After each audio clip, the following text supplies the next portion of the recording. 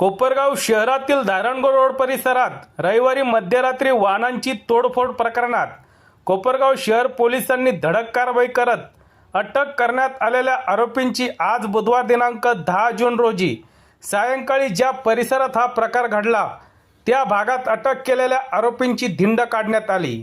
या कारवाईमुळे परिसरात मोठी चर्चा रंगली असून कायदा व सुव्यवस्थेचा भंग करणाऱ्यावर पोलिसांचा वचक निर्माण करण्याचा प्रयत्न असल्याचे नागरिकांकडून सांगितले जात आहे।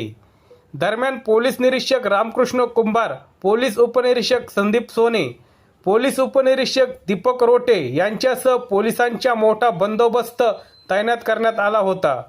पोलिसांनी आरोपींना घटनास्थळासह संबंधित परिसरातून फिरवत नागरिकांना कायद्याचा संदेश दिला।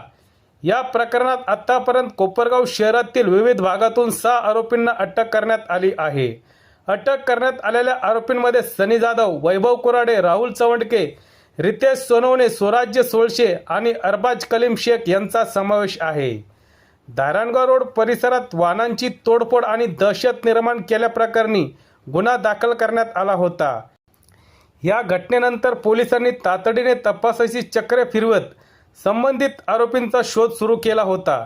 त्यानुसार ही कारवाई करण्यात आल्याची माहिती समोर आली आहे। या प्रकरणाचा पुढील तपास कोपरगाव शहर पोलीस करत आहे। सत्य एक्सप्रेस न्यूजसाठी रवींद्र जगताप, कोपरगाव।